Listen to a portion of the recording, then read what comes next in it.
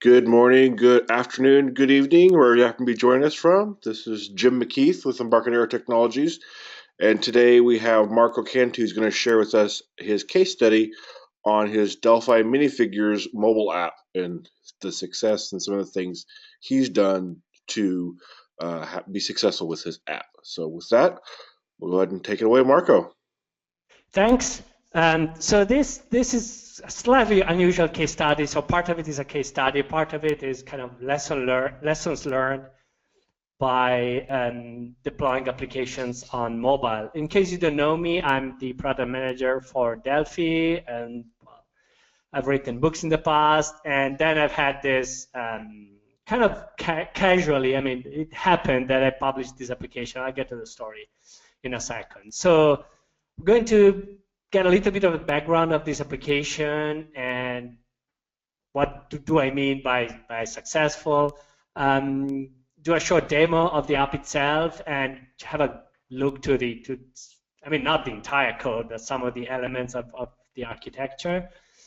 And then the second part is kind of a few lessons learned.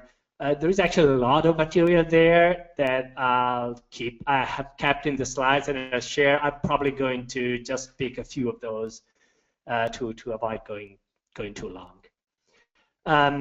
Okay, so the starting point is why this application and who did it and how it was done. So the application was designed by my son. He's now 13, but we started 3 years ago, so he was 10 when we started. And it's a very simple app. It's very trivial.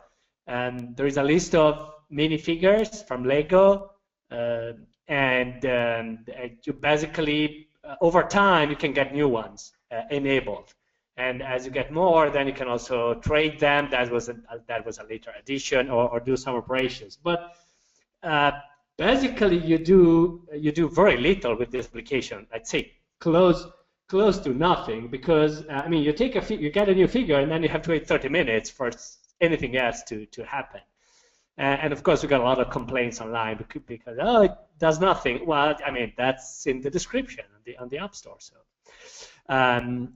anyway, it's very simple in the layout. There are a few pages. Each page is a form just to show it in front of the others.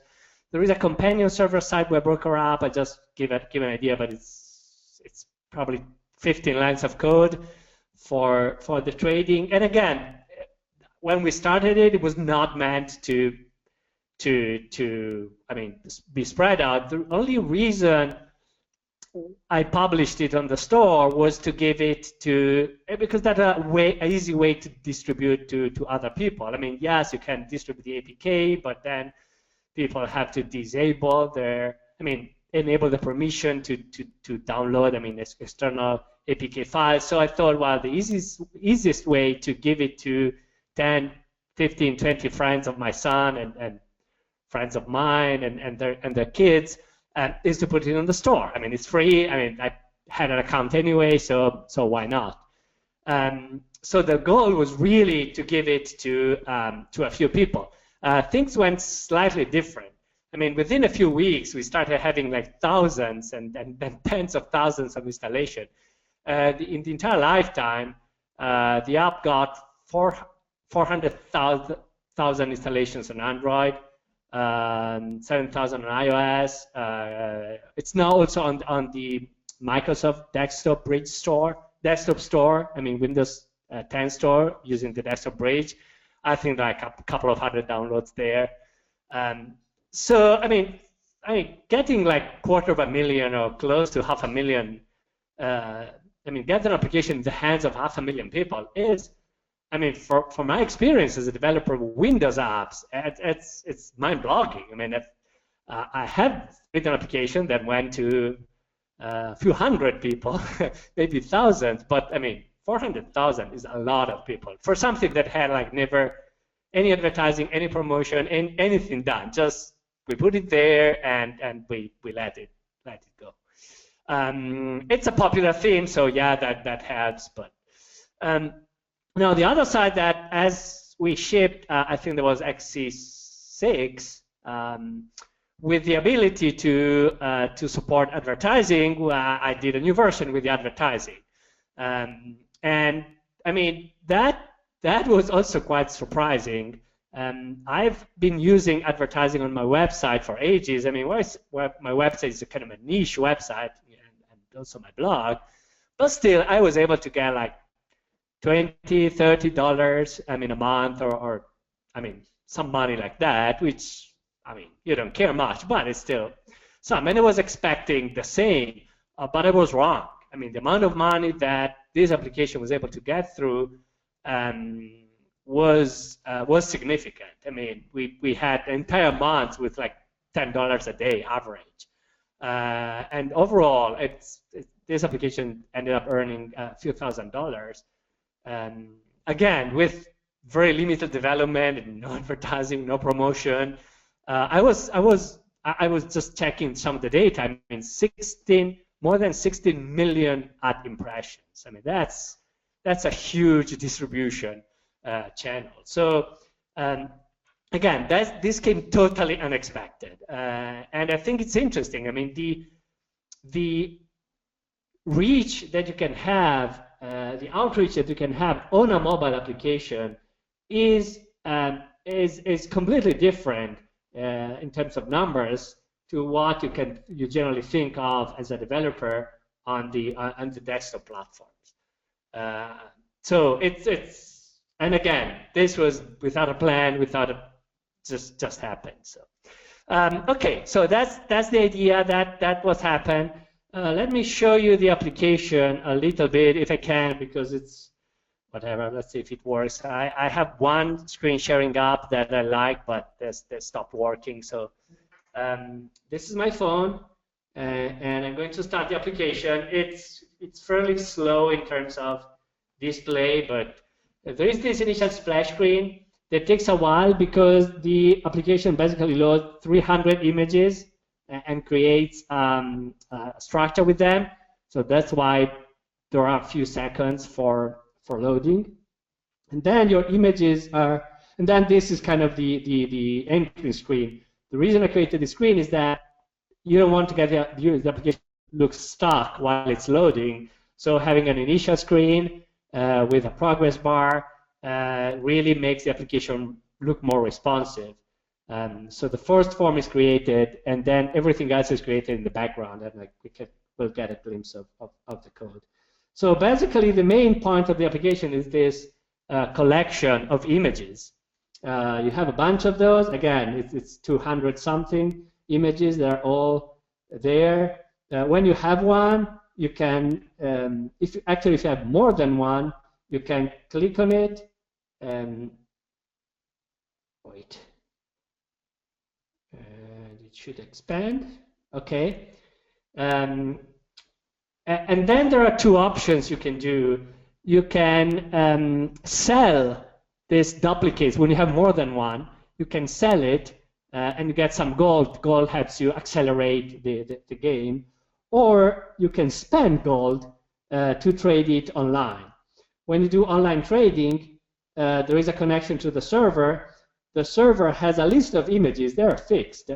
And then if there is one you don't have, you can select it, and then you can trade online. Now what happened is that on the server, the new image you put is going to replace the one you took. So the server has like a physical server. I mean, there are these 9 images, and they're there. I mean, you put one, you grab one, and so the new one is now available. So the main starting point for grabbing the images is this new figure button. Then there are two options. Either there is one image ready, and so you can open it, and you get this painter guy, or you have to wait, and now you have to wait like 29 minutes to get another one. If you have enough gold, you can speed it up, and there is a notification mechanism. So even if you close the application, there's a local notification. So in 30 minutes, you get a notification, even if the app is not running, that there is a new figure ready for you. The last thing is kind of crazy. There is another option to get gold once a day. You can do 300 clicks on this image, and it's very time consuming, so I'm not going to go through it. And then when you get a random amount of gold. So that's it. I mean, there's not much else than this list of images, the getting gold, the opening of the new image. And the application works on iOS, on Android, on Windows. It works on tablet and phones because everything is scaled in a fairly dynamic fashion. So let's have just a short look to the code. Again, I won't go into all of the details. This is the initial splash screen. Actually, originally it used timers, and I think the timers are still there. But now in this version, I'm creating the secondary forms in a task. So let me make the font a little bigger. Okay. So the background operations happen in a task. So while that progress bar that you're seeing is increased in the main thread, but the loading and other operations are done inside secondary threads. That makes the application fairly more responsive. There is some local configuration files, nothing but that, and then there is the only point in the application where there is code that is platform specific, which is this section here that determines the folders where you're saving the data, depending if you are on Android, Windows, or iOS. So that's the only platform specific code. I could have tried to write better, but whatever.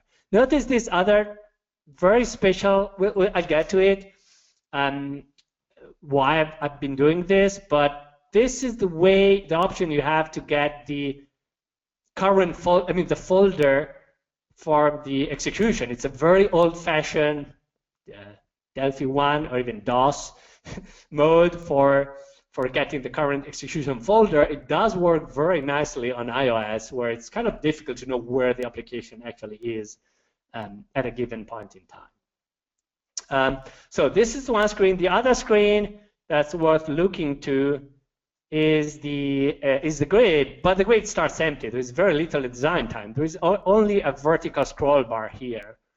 The vertical scroll bar, I mean, the entire grid is generated with two calls. One is adding creating a new grid. So a new grid is created with some standard parameters. Rows take 33% of the space, but that's computed manually, and horizontally and vertically they have a fixed. I mean, they use the same size, so they're square elements. And also there is a panel created on top of each grid as a sort of caption. Oh, okay, this is created with this toolbar. This is a small caption between panels. The other method is the method to add an image to one of the grids, and this does the automatic management of the image within an element, creates some labels around it, and that's basically the code. So it's all dynamically created, but it's fairly simple. And then the configuration, I mean, pending a good refactoring to create a database-driven application is just, these are all the files, and these are all the images that I'm loading. It's a very long list. Of course, it started with a few, and then we got more and more over time. And the names are partially in Italian, partially in English. Well, it's just fun names, so it doesn't really matter. So that's the bulk of the code. The only other thing is the trading. When you go into trading, what I'm basically doing here is I'm using REST client architecture to make remote calls. These calls are very simple. This REST client is on my website at a specific port, and then there is so there is a list command to get the list of the figures, and there's a trade command. On the server that's running on that side is again fairly simple. Has only two actions.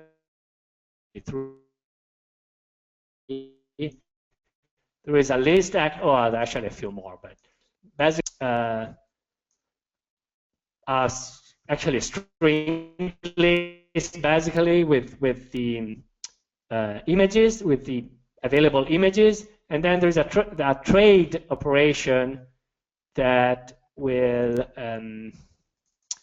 basically exchange one with another, and that's if still available, and that's it. So again, the code itself, even the server and the server configuration is fairly simple, and it can compile it on multiple platforms, deploy on the Windows Store, Android, iOS. I don't think I've ever compiled the Mac version. That's more or less the idea around the code. Again, there's a main grid. The management of multiple forms is done just by showing these additional forms. So like from the main form, when you press this button that are initially hidden, all you do is show one of the other forms. These buttons are enabled once the forms behind the scenes have been created. So that's the concept. It's again very simple, one form on top of the other, and then the forms are created when you press the. Most of them have a back button that is also mapped to the physical back button on Android, and when you do the back operation, you show the form you're coming from, so the main form. And it's, yeah, I mean, the code is not clean at all, so like you have all of these form numbers, I mean, similar things. So okay, so that's more or less the idea in terms of the code. Again, the development effort in itself was fairly limited, and it's quite interesting. So one is naming. If you look to the store, there are lots of com.embarcadero URLs. That's wrong. I generally do it wrong every time. The first time I publish, it's kind of crazy, but I've done that. So I have all of these older versions of the apps not published that have the wrong name. And the rule is to use the inverse of your domain with a unique name. On Apple, is less conflicting because you actually pick a name and the internal domain is just an internal element. Of course, there are different ways when you're uploading on Android. You can upload too often. It will stop you from publishing.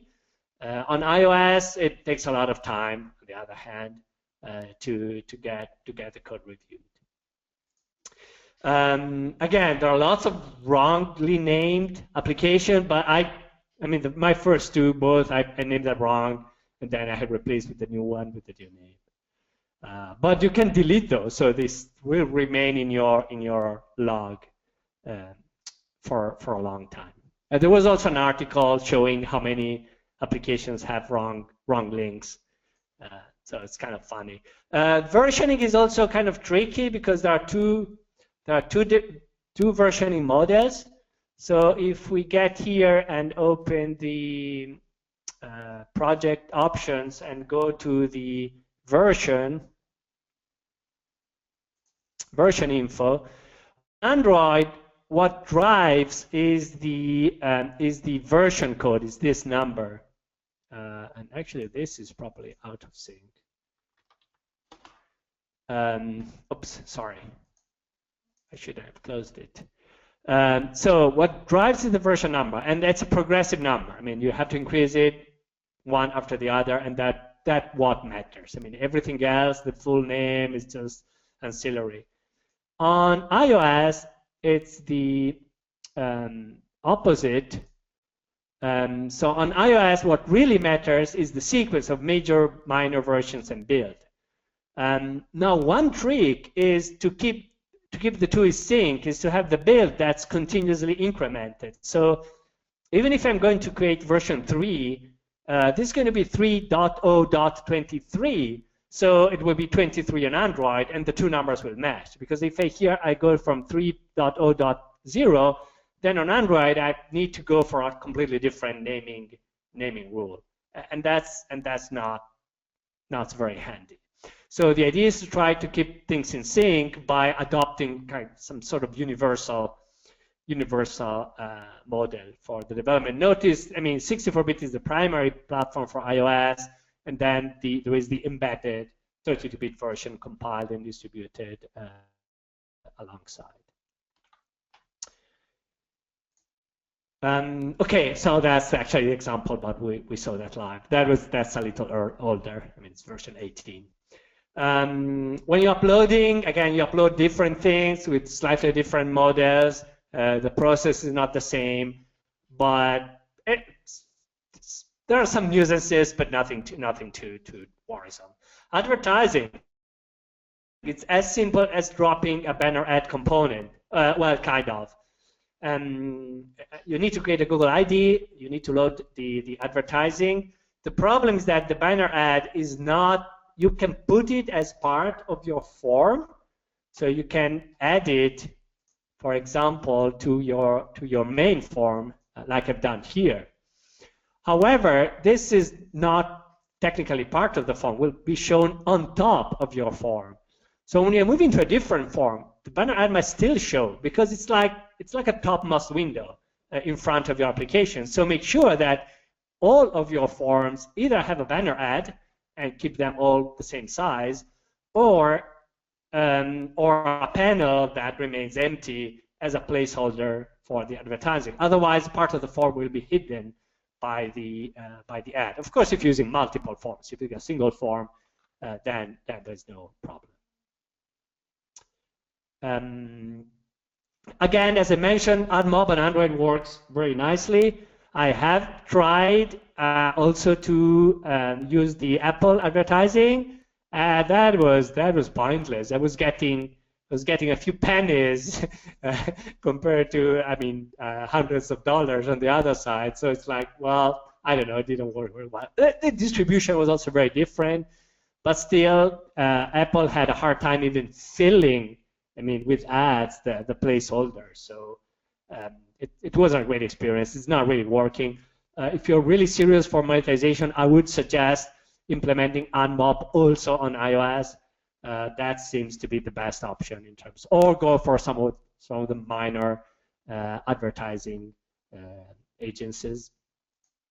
So this is an example of the advertising on with both iAd and Android.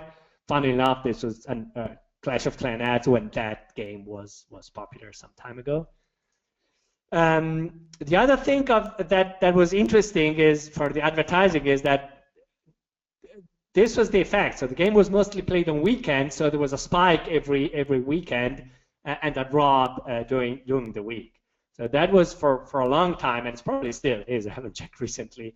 The return for the days with peaks on Saturdays or Sundays.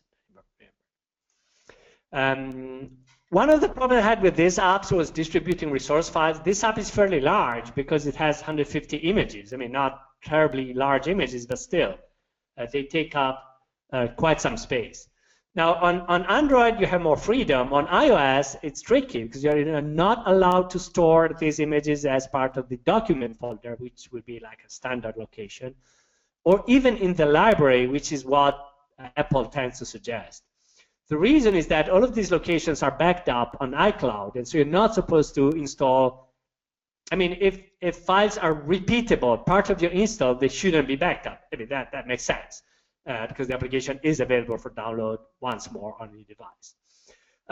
So I had to fight with it a bit, and then I realized that a good place was to put it directly in the app bundle. So in terms of distribution, I just distributed to the root folder, I mean the relative folder the application sees, and in the application size, I use that code that I showed,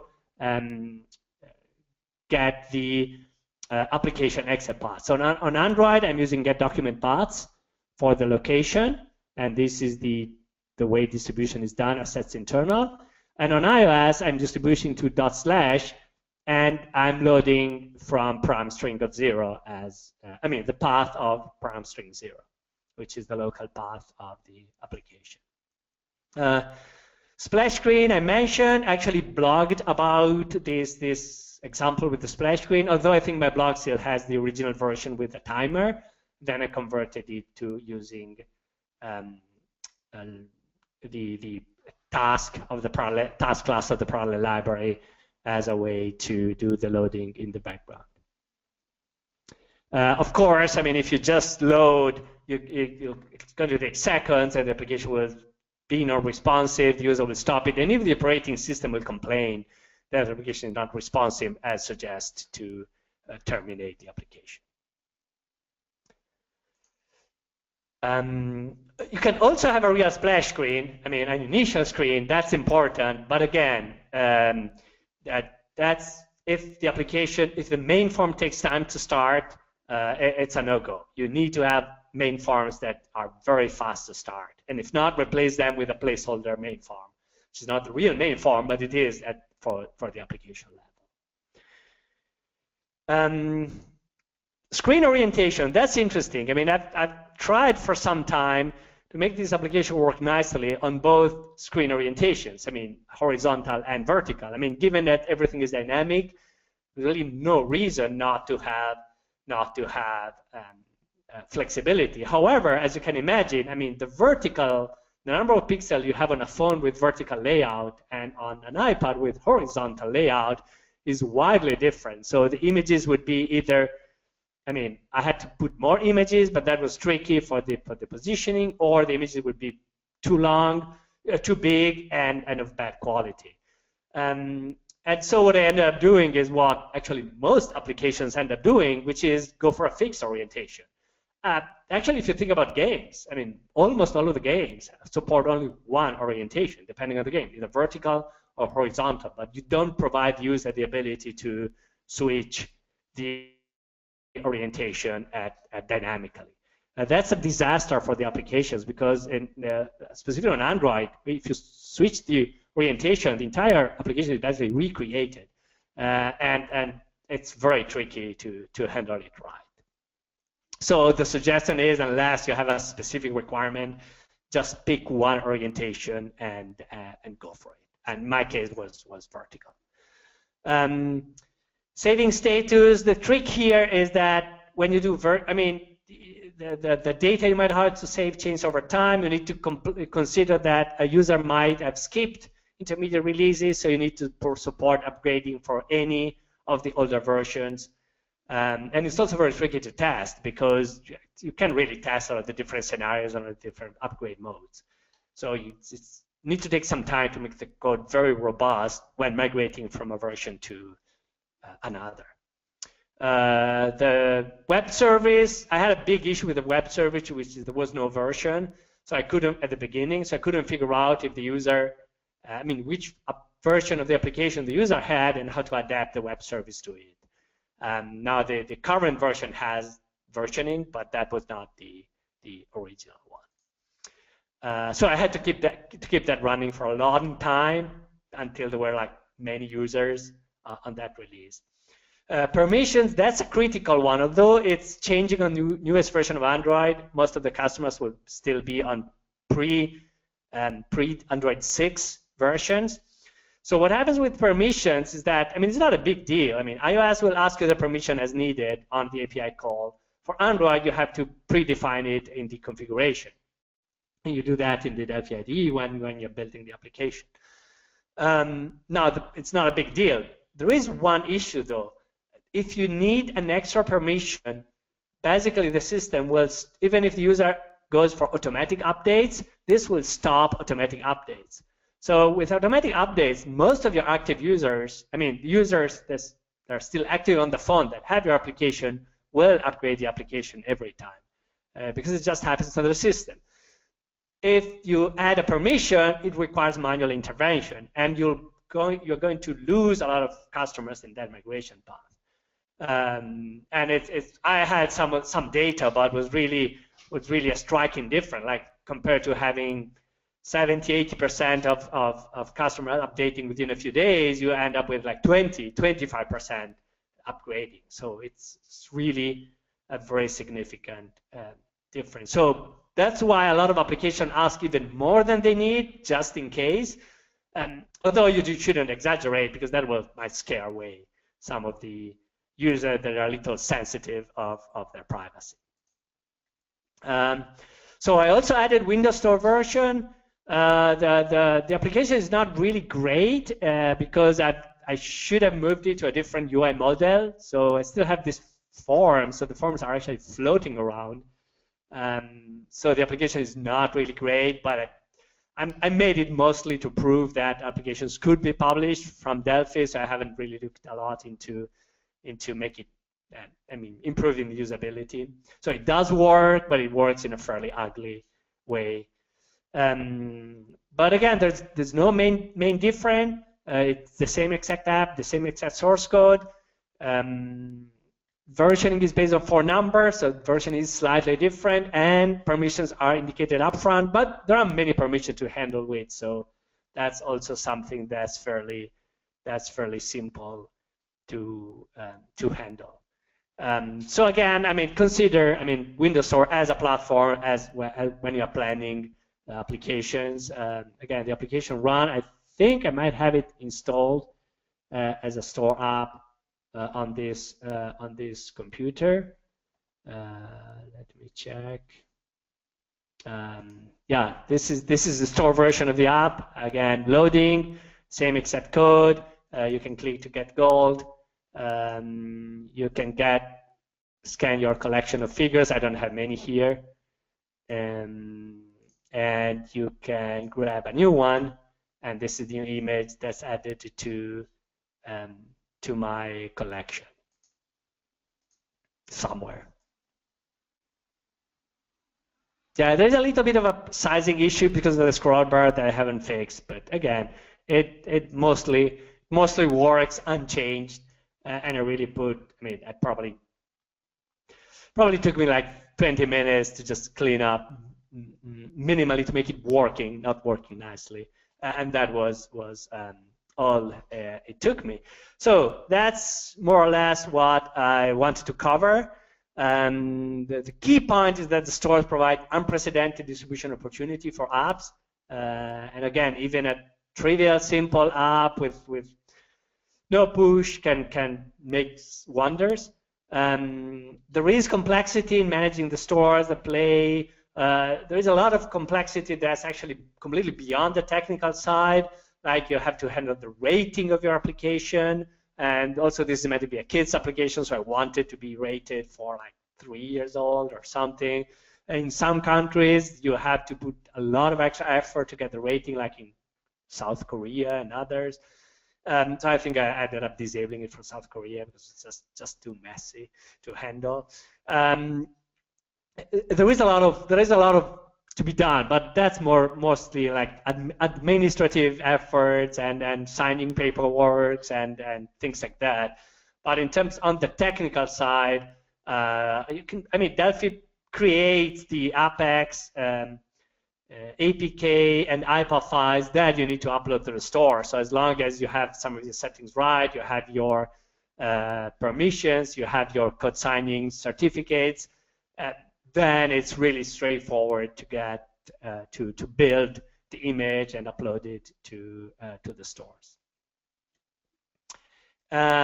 So that's it. Now let's go for questions if you have any. Hi everyone, David here. So we have quite a few questions that have come in. Okay, and only that sorry about that. I can see a couple about the source code. This is not a public application? No, it's not. The source code is not public. Yeah.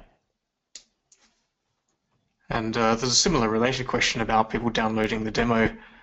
Since it's available on the App Store, I assume it's available for download to everyone? It is available for download. I think I have it here. This is the Play Store. This is the Play Store link, and there is a similar link on the other stores. I actually blogged yesterday, so if you go to blogmarketcon.com, and I have the 3 links to the 3 stores: Play Store, App Store, and Windows Store. I should have mentioned that earlier, but I have those in the blog post I did yesterday to introduce this webinar. Yeah, the code is private. I have no problem showing some of it, but it's not a public source code. It's a deal between me and my son, so he would hate And we share the revenues. I mean, he's making a lot of money for his age out of this app. There was a question about making a different phone or tablet layout. You touched on different screen orientations, but since it runs on phones and tablets, did you look into making different layouts for yeah, both devices? I thought about different layouts, like having, because one obvious thing is that given there's a grid, I mean, it's as grid by 3, you could create a grid by 4 by 5. The thing that makes it tricky is that it looks very bad if the lines are not empty. So the images in each group are different, so it's not the same fixed number. Because the groups are not like, I mean, one option of grouping it, actually we have a version in the works that will be more historical. I mean, each set of figures from Lego has its own group. But these were like casual arrangements. So it's fairly tricky because either you go for twice as much, but even in that case, then you have to have like rows of, I mean, you have to divide by 6 every time. So in some cases, we might have 12 images in one group. Other might have 6. One might have 9. One might have 15.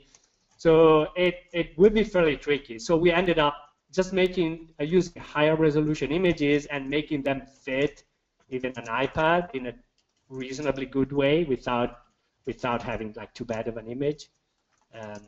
But it is clearly tricky to handle, I mean, very different screen resolutions. And how did you do the grayscale or the black and white version of the images? Oh, that's actually FireMonkey in action. Let me see. I should be able to find the code. Should be here. Basically, originally I would apply. So where is that? Originally, I would apply a filter dynamically, but then it was causing me some trouble. So I ended up doing it in place. So this is the code. It's the paper sketch effect, and you can create a component for the effects in FireMonkey, or there's also a class method you can apply. So basically, what I'm doing is here I apply this paper sketch effect. Process effect, bitmap canvas, bitmap, I don't even know what 1 is for. It's a parameter of the effect. And then I copy back the bitmap into so I start with an image, I grab the bitmap, make a copy, apply the effect, and then copy the image back. And then, well, I get rid of or dispose of the temporary bitmap because I want to dispose it right away, so whatever. So yeah, this is dynamic code. So that's done at startup, and then when an image becomes available, so in color, I reload the original image. I mean, I won't revert the effect. So in the past, what I would do was create one effect object, apply it, and then remove the effect object. But I've got into some trouble doing that. It was also very heavy, because the effect was computed every time, so scrolling became very slow because the effect was recomputed at runtime. So in this case, it's computed once, that's it. There's a question here about the J prefix in the units in the project manager as well. Oh, that's the that's a good question. That's the initial of the name of my son. So my son name starts with a J. Or actually an Italian I, but whatever. So that's the only reason of that letter. It's his project, so we use his name. And some of the names are partially in Italian, partially in English. Again, it was started. It was supposed to remain a private internal project, not to be shown. So the code is not clean, and occasionally I do clean it up a bit. But honestly, even going through like renaming the forms, I mean, who cares? I mean, I've kept those as they are. Oh, there's a question about the name of the application from someone who wants to find it on the App Store. What's its actual name? The actual name is My Minifigures. We don't don't use anything referring to Lego as a company because there are trademarks issued and so on. So the name is My Minifig. I'm not even sure I remember why we came up with the My. But actually, I created other My applications kind of as a series. But yeah, one of the other apps I published is a very simple calculator that my son used because he has dyslexia with numbers and calculation. So it's kind of focused calculator that I wrote. It's called My 2 times 2. Whatever. It has like probably 20 downloads in the entire lifetime, so that's fine. Again, it was meant for personal use. There's another question here about the images. Do you use gestures at all? Can the images be enlarged or shrunk using gestures? They are shown bigger when they are shown single, but not very big because the quality is not that great. And of course, the issue with the quality is that, greater quality image will make the application very heavy. This is fairly big. What's official? I think there is an official size listed somewhere. Well, I don't see it here.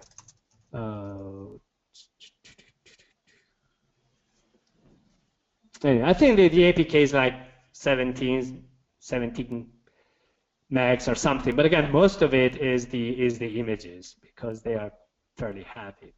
And I can find like better quality, but that would be way too heavy. So actually, one of the ideas, to redo it is make it online, not ship the images, but download the images over the web, over a REST server.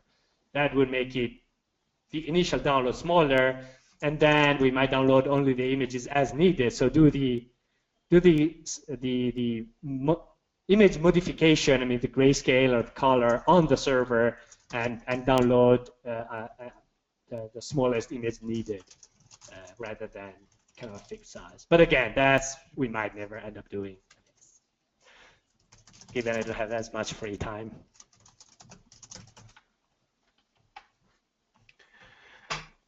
All right, so a couple of questions about saying it's interesting and thanks for sharing, and a few similar ones. And apart from that, I can't see anything else in the question log. Oh, there's a question about how popular the app was and the reason for that. Oh, the reason I never figured out. Part of it is that specifically when we started it, there was basically no official Lego app on the store. So people looking for Lego will bump here rather than, official Lego one. Now they started adding some, although there's still a lot of Lego-related apps that are not from the company. So I don't know. That might be one of the reasons. It's very difficult to understand why an application can get viral. But going from, the first 1,000 users, it took some time. But then from 1,000 to 10,000 was kind of almost overnight. It was a very short period of time. And then at that point, it would start going, being the first result of some of the related queries. I think there is a threshold. If the application starts going up, then at that point, if you're searching for figures or searching for Lego, it might show up first, and that it gives you a lot of room. In fact, this never happened on iOS. On iOS, numbers remain fairly flat over the same time frame. It might also be there are fewer kids with iPhones than Android, but whatever. I don't think that's actually the real reason. There's a question here about probably related to the speculation about updating it to use a database or something like that. The question is, I'd worked on a database application where updating the database would be necessary in the future and not necessarily the whole application. And what's the best practice for doing that? I would recommend, or just the packages. I'd recommend trying to figure out a way to use apps, remote web services. So you should be able to download, the application over the internet, the data. Even a complete new image. Well, a complete new image of the database could be tricky, but you can download a new image of the database and then move the data from the user local database to the new one that has been downloaded if the data comes from the user. If it's just a lookup tables, then you can just download those tables. So it is not trivial, and also you have to make a little bit of care because in general, when you're updating an application, the data files will stay there, but it's not always a given. It depends on some of the parameters that you're setting and some of the configurations, because the files might get replaced by the new version, so the data could be wiped out. So it's worth doing a good amount of testing on those scenarios.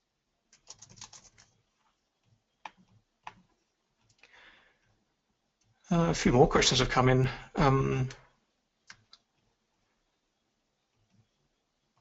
Let's see. Can you use the ads on the Windows application?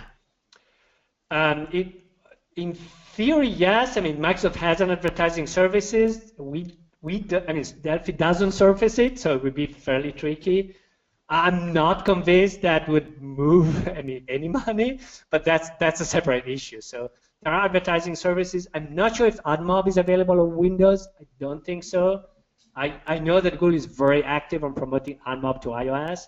I get regular emails from them. Hey, you should. Oh, the other thing they keep banging me, say, oh, you should move to interstitial ads because the return is like 3 times as much as the smaller ads. Interstitial are the ads that take the full screen. So I don't know. I could implement a logic that every time you get a new image, you get a new image, and then as you're moving back to the main form, you get a full screen advertising.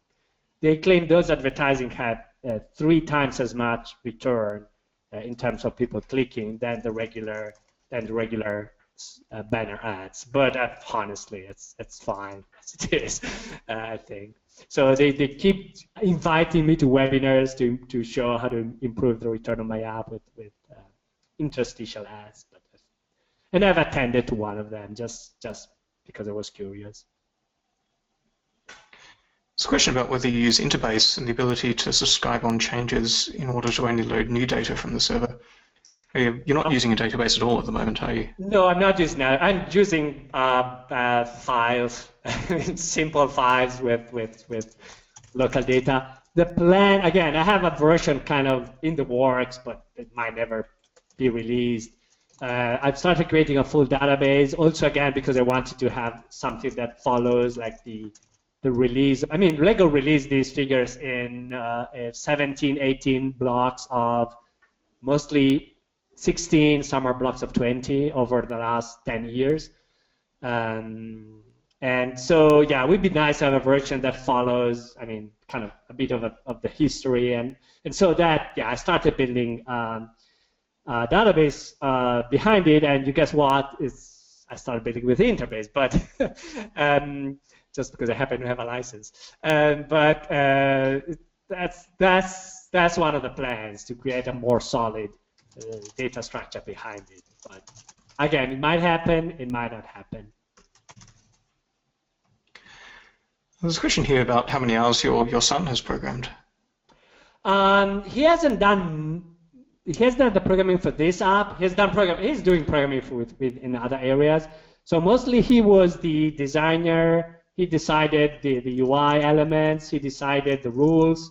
Although I did wrestle him in. He wanted to have 1,000 clicks to get the goal. I pushed him to have 300 only, which is fairly boring anyway.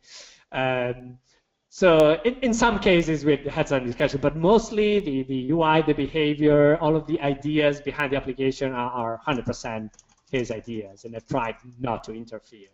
I've been the developer. He was the product manager. And although again, he plays with code, he has done some simple programs with actually not only Object Pascal. But...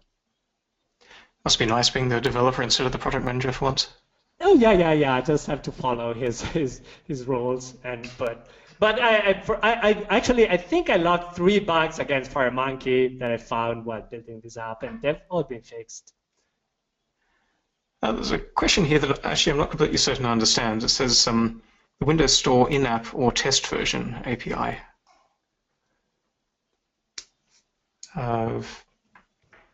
Maybe maybe you could post a follow-up question expanding on that, please. And I think that's about it, actually, Marco. Okay. There are no other questions. Okay, and again, if you have anything else, feel free to email me or reach me in any way. It's kind of fun. Again, this started as a completely private project, ended up being quite interesting as a way to understand and in fact, actually, there is full disclosure here. Simple game to entertain your Lego fun kids, designed by my son. So that's what it is. He has the full acknowledge. So anyway, yeah, I started as a personal project, ended up being an interesting experience, and it helped me understand the mobile world a little more. I mean, I am a user, I mean, of mobile apps, but this experience of store publishing was certainly quite interesting.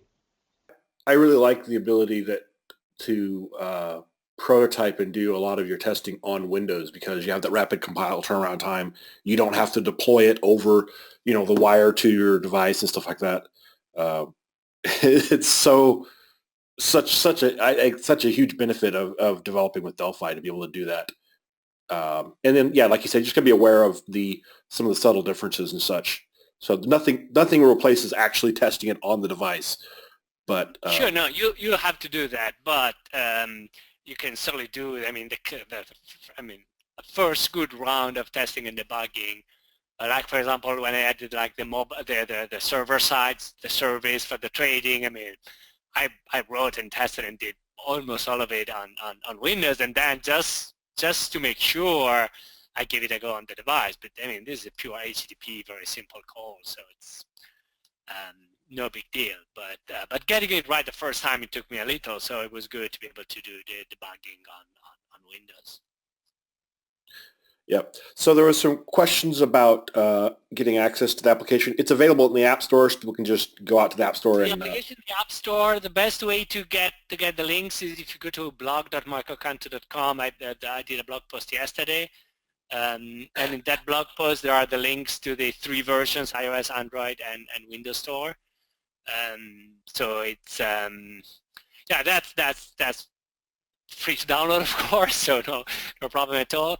The source code is not available. It's a proprietary app, I mean, of myself and my son. So I mean, it's not like a secret, but still, I mean, the source code is not public. But yeah, the application can be used freely. Yeah, although you mentioned that we did see most of the source code here in yeah, quite a fair chunk, yeah, sure. But again, technically, I mean, there isn't that much. I mean, and that's true. I mean, not for the most successful apps, but I mean, having a nice new idea on the mobile space is most often not a technical issue in terms of writing the best application. Although, I mean, for a real game, you need graphic, you need those. But what the differentiator is the idea, is not actually the coding in most cases. Yeah, the first person to fluffy boards and all of this fairly odd-looking but still very successful games, and I mean demonstrate that yeah, that's not always the critical factor. So Victor's saying he has a line with app with 38,000 lines of code. Oh yeah, he says 38,000 lines of code. He's written and 80,000 lines of code from TMS components, and it only takes like about 2 minutes to compile and deploy, or just to compile. Yeah, I mean the LLVM-based mobile compiler that we use is significantly slower than the Windows compilers that we have for a number of reasons, but mostly because we don't control it in full. It's not fully our compiler, and it's kind of aligned to the time, the compilation time that the C++ developers are used to.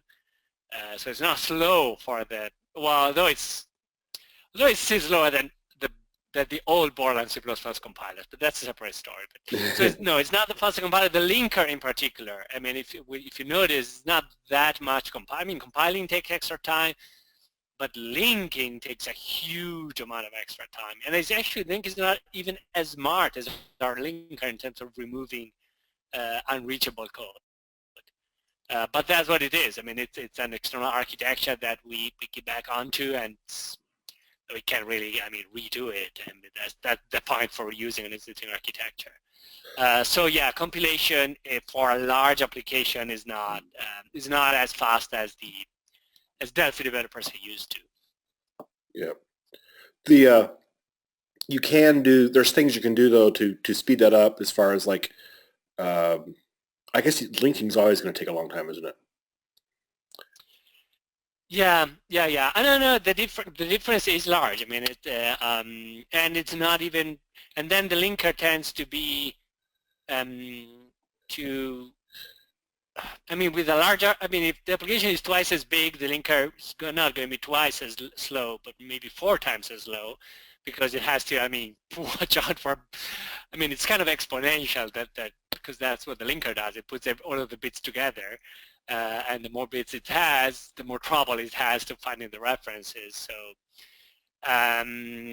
that's what it is. So we know. I mean, we are trying our best to improve it, and we'll keep. But that's part of it. Now the other issue that deployment is also not terribly fast, because I mean deployment through USB takes time compared to, I mean, having the file immediately available on your Windows machine. So all of the steps, I mean, slower compiler, slower linker, slower deployment, add a lot to the time it takes.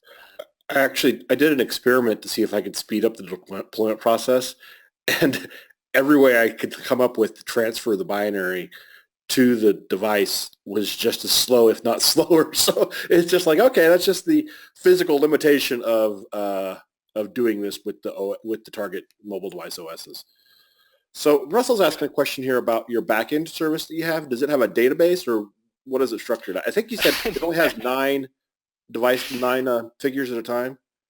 Yeah. The idea is that I mean, again, all of the ideas and the model came from my son. So he wanted to model it as after a physical exchange. So if you're trading, I mean, let's suppose there is a place you can trade, I mean, a figure for another. You go there, you leave one and you pick one, and so now the pool of the available ones is different. So there's always the same number available. The actual content changed, but it's not like random or anything. It depends on what the previous. I mean, the previous people doing an exchange left on the table, on the available pool. So ultimately, the database is a string list with 9 lines, 12 lines, what it is. That is, so when I trade, I physically replace one of the lines. The lines have the numbers of the figure with the new number, and that's it. So I just save the file locally. And it's just. And also he logs, there is also a log of the history that also helps getting an idea of how many transactions had been on the system. So it's really, really simple. It's just a single list. So when I actually returning the list of available to create the page, it just reads the string list and returns it as is to the client. And there is a little bit of thread safe mechanism, so the file is read like once at a time. I mean, there's not that much traffic, so no big deal. Sometimes the simplicity is the best answer. Yeah, and again, this entire thing started as a simple kind of couple of evenings spent, playing with the technology. So it was never like designed or planned to be anything more complex than that. So I've always tried to keep things extremely simple. But but I do have a plan for another version with a full database based on the actual, because these figures are not just the figures you buy like in the construction boxes for Lego. Lego has released, starting roughly 10, 12 years ago, this set of figures that generally 16 every cycle, and they last like 3 or 4 months, and then they do another round with all of these different figures, different people. So these are based on those specific sets. So each of them has an official name, has a date, is part of a series, So the idea is to create a new version with this of this entire database of the series, and there is a database. There will be a database behind that. I mean, I've actually started building it. And the plan is to keep the database with the images on the server, so the client will be much smaller because it won't have any of the graphic. The graphic will be delivered over HTTP connection to the client as needed. Yeah. And then cached on the client. That's kind of the idea. But I haven't built it, so I might never build it because it's really, it's really when I have some spare time and my son is willing to play with this stuff. So. Yeah, I was talking to my son yesterday. He had started learning JavaScript through some online courses through school, and was getting really frustrated. So I introduced him to Delphi. And I'd shown him it before, but he wasn't ready to start programming then. And he's really enthusiastic, and we built a couple little apps, just little things he was interested in. And yeah. No, we've done the same, but ultimately, I mean, right now I've actually last week I just bought a book. That's a Java book, but the interesting thing of it is that it's a book on Java that teaches Java programming through creating Minecraft extensions. That's going to be a hit. Yeah. So yeah, I mean, they should play with the technology they want. I mean, it's just, and then he writes Arduino programs as well a little bit. So. Oh yeah. But I was explaining actually just last night I was explaining to my son because we were putting down some components, and I was talking to him about naming conventions and whether or not to rename the components and stuff like that. I said one thing that happens is oftentimes people will prototype something and then next thing they know it's shipping. And so it's generally a good idea even if you don't think the code's going to get used to do it the right way the first time. Yeah, I agree. Okay, anyway. All right.